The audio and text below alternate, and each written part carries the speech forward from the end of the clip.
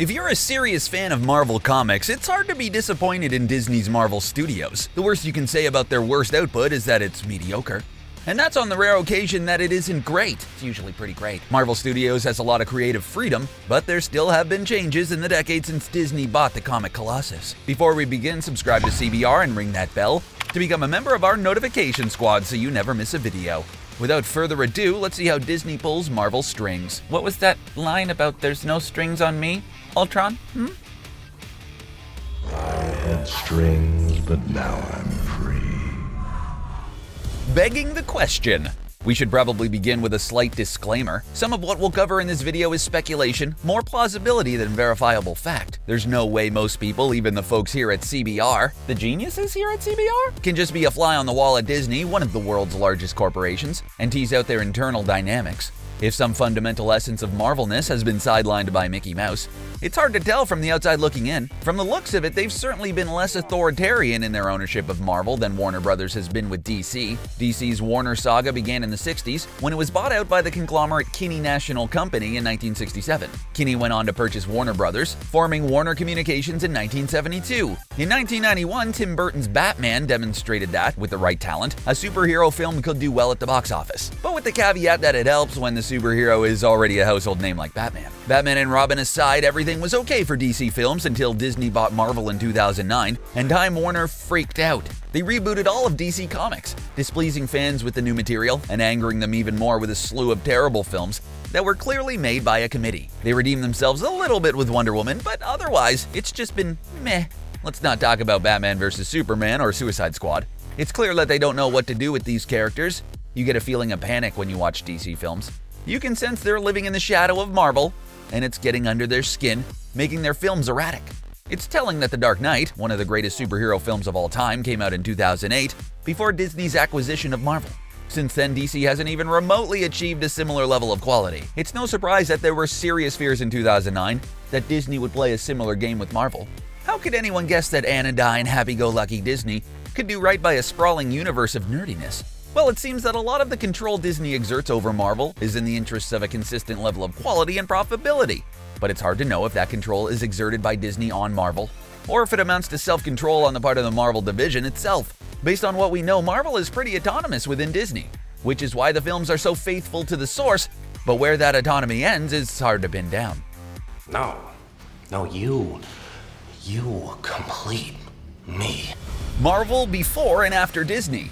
Marvel wasn't new to the film business before they were bought out by Disney. Marvel has been selling its superheroes to different studios for years, starting with the disastrous George Lucas-produced Howard the Duck in 1986. That wasn't the only miss, as there's legendary B-movie director Roger Corman's unreleased Fantastic Four from 1995. Corman's co-producer, Bernd Eichinger, went on to produce his 2005 remake, which also wasn't great. In the 80s, Marvel sold the rights for Spider-Man to Canon Films, and the deal was that the rights would revert back to Marvel if Canon didn't come up with something by April 1990. Thank Thanos they didn't. Go watch Red Letter Media's Best of the Worst YouTube series to see just how bad Canon Films can get. Spoiler alert, it's pretty bad. The consequence of selling the rights to different studios endures to this day. Fox still owns X-Men, Fantastic Four, and Silver Surfer, but not for long.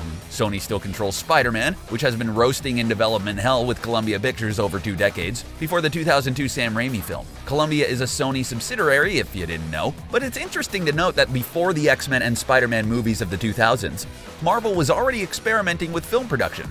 They founded Marvel Films in 1993, which became Marvel Studios in 96. The first wholly Marvel-made movie was 1998's Blade. Blade did very well at the box office and proved that, with the right touch, comic book films could bring die-hard fans and general audiences to the same theater. Fox's X-Men and Columbia-Sony's Spider-Man films were smash successes, but it was the 1-2 punch of Iron Man and the Hulk that proved to be a more critical point to the world. Even the lesser-known Marvel heroes could be successful at the box office. Once that became clear, it was only a matter of time before some studio swooped in to buy Marvel, and Disney was that studio.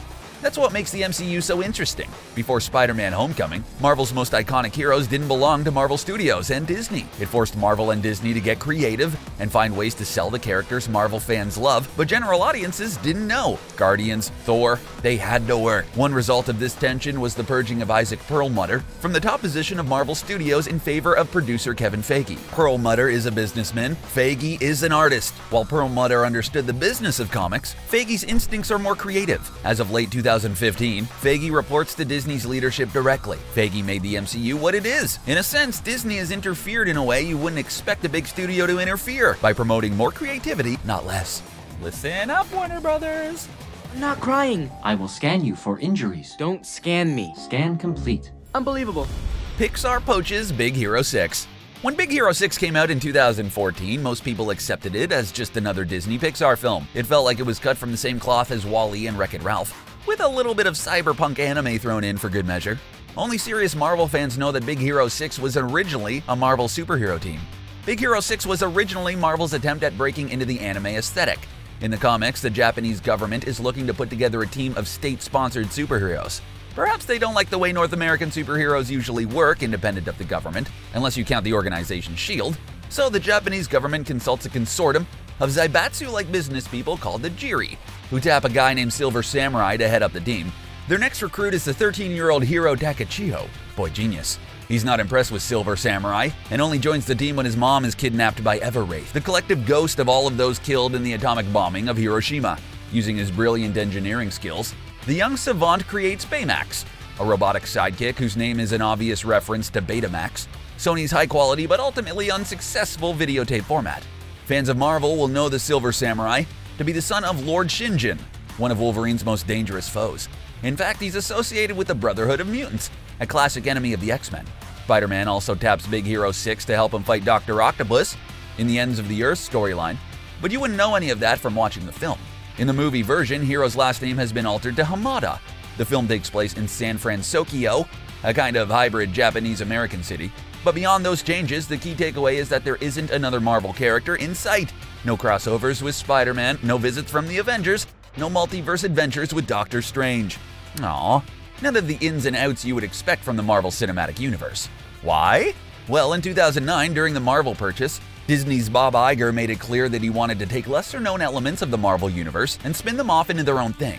It let Disney work creatively on a substrate of pre-existing material, without all those connections that mainline MCU writers are compelled to stick to. Disney's decision to let the MCU remain faithful to the comics also provided them with incentive to detach the Marvel B-list from the sprawling comic canon and turn it into A-list Pixar material. Countermeasures ready.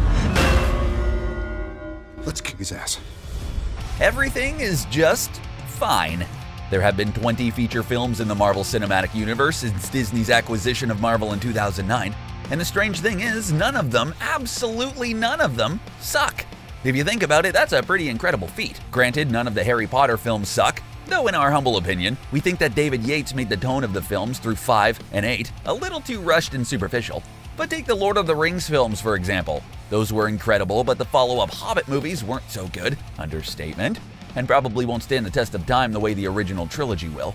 A good chunk of the pre-J.J. Abrams Star Trek film franchise was pretty bad. Don't even try to watch Nemesis or Final Frontier. And let's not even bring up the Star Wars prequels. Jar Jar Binks. There, we had to say it. We had to say it. Sorry. Getting a franchise right is hard. If a bad film in an otherwise successful franchise does well, it'll probably suffer from unprofitable merchandising and a loss of long-term fan support critical to the longevity of a franchise. Marvel has avoided this fate, but the question is, are any of their films totally incredible? They've made a killing on each film and have avoided complete flops like Man of Steel or Batman vs. Superman. And because they remain faithful, comic fans gush about these movies, but it's still telling that some of the most celebrated superhero films haven't been made by Marvel. The Dark Knight and Logan come to mind, released by Warner Brothers and 20th Century Fox respectively.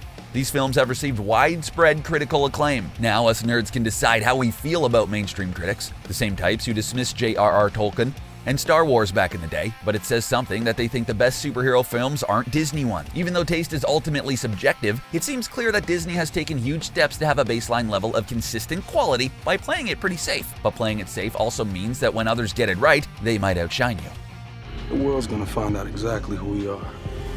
Papering over LGBT characters. Like most Marvel films, Black Panther was pretty awesome. It had great world building, political intrigue, commentary on post-colonial reality, refugees, robot rhinos, and 2 lesbian royal guards. Wait, what? Here's a little backstory if you didn't read the comics. Gather round, kids, story time. Like in the film, Okoye and Ayo are members of the Dora Milaje, the all-female elite bodyguards of the King of Wakanda. But in those same comics, There's another guardswoman named Annika. In the series Black Panther: World of Wakanda, Ayo and Annika fall seriously in love. So when rumors circulated that Okoye and Ayo might flirt with each other in a scene in the movie, fans were hopeful that the film would honor the relationship between Annika and Ayo in the comics, even though Annika herself had been cut out. Well, that didn't happen. The scene was cut. Florence Kasumba, who played Ayo, confirmed that the scene was scrapped in production, which means it had been written. Marvel did the same thing with Thor Ragnarok. Tessa Thompson, who played Valkyrie, confirmed that her character was bisexual and convinced Taika Waititi to include it in a scene where a woman walks out of Valkyrie's bedroom, presumably having spent the night, but it was left on the cutting room floor. See a pattern here? It's possible that these scenes just didn't go with the flow of the movie, but it's also possible that someone at Marvel or Disney got last-minute cold feet about having some same-sex moments on screen. And if so, why? LGBT people are still discriminated against and treated as differently, but this isn't the 80s either. There's no evidence to suggest this would harm the film at the box office in America. However, it sadly might affect box office revenue overseas. According to Ryan Reynolds, who plays the pansexual Deadpool, studios are hesitant to put gay, lesbian, or trans people on screen because foreign audiences could react badly. He suggests Deadpool only got away with it because the film was never going to get past Chinese censors anyway. China is one of the world's largest film markets and is sadly still a pretty homophobic place. Disney has come a long way since its founding by Walt Disney, with his alleged racism and anti-Semitism. Disney films certainly weren't very diverse for most of their history. They've certainly gotten better and continue to improve, but companies have to respond to their shareholders. If representing same-sex relationships on screen might erode profitability, they'll be reluctant to do the right thing, even if they want to. And once again, we have no way of knowing where the decision to cut these scenes came from. Marvel, which usually has creative autonomy, or Disney, the overlord corporation that's responsible for distributing all of the content its subsidiaries produce. We'll never know for sure. It's a mystery, folks. It's a big house. It's funny that I only ever see two of you. It's almost like the studio couldn't afford another X-Men. Well, there you have it. What do you think? Do you feel that we have overstated Disney's control of Marvel or underestimated it? Let us know in the comment section below, and don't forget to like, share, and subscribe to CBR for more awesome videos. Thanks for watching.